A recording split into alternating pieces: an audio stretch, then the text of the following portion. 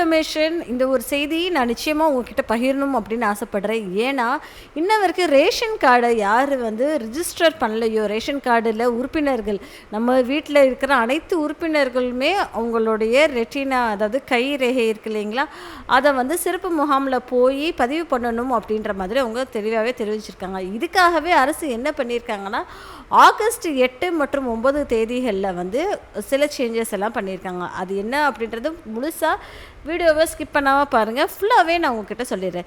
தமிழகத்தில் பிஹெச்ஹெச் மற்றும் ஏஏஒய் குடும்ப அட்டைதாரர்களுக்கு கைரேகை அடிப்படையிலான இகேஒய்சி சிறப்பு முகாம்கள் ஆகஸ்ட் 8 மற்றும் 9ஆம் தேதி, அதாவது சனிக்கிழமை மற்றும் ஞாயிற்றுக்கிழமை காலை 9 மணி முதல் மாலை 5 மணி வரை அனைத்து நியாய விலை கடைகளிலும் நடைபெறுகிறது அப்படின்ற மாதிரி சொல்லியிருக்காங்க. அதாவது உங்கள் வீட்டு பக்கத்துலேயே இருக்க ரேஷன் கடையில் நீங்கள் போய் பதிவு செஞ்சுட்டு வந்துடலாம் அப்படின்ற மாதிரி தெளிவாகவே தெரிவிச்சிருக்காங்க. முகாம் என்னைக்கு அப்படின்னு சொல்லி பார்த்தீங்கன்னா ஆகஸ்ட் 8/9/2026. ஓகேங்களா.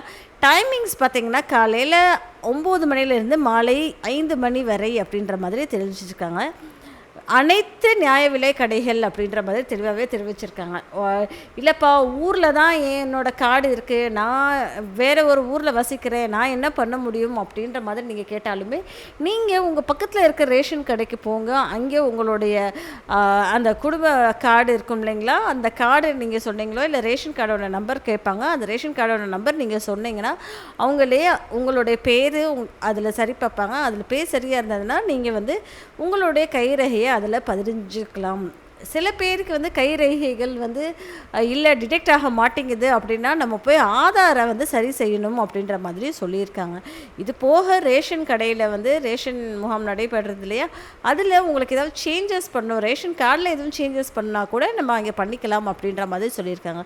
நோக்கம் என்ன அப்படின்னா, குடும்ப உறுப்பினர்கள் கைரேகை அல்லது விழித்திரை சீரமைப்பு கொண்டு செல்ல வேண்டியவை என்னென்ன அப்படின்னு சொல்லி பார்த்தோன்னா, உங்களோட குடும்ப அட்டை கார்டு, அதுக்கப்புறம் ஆதார் அட்டை கார்டு, இது ரெண்டுமே மறக்காமல் எடுத்துகிட்டு போங்க. உங்களுடைய குடும்ப அட்டை கார்டு மற்றும் ஆதார் கார்டு இது ரெண்டுமே நீங்கள் எடுத்துகிட்டு போனீங்கன்னா அங்கேயே நீங்கள் எல்லா வேலையும் செஞ்சு முடிச்சிடலாம். ஓகேங்களா மக்களே.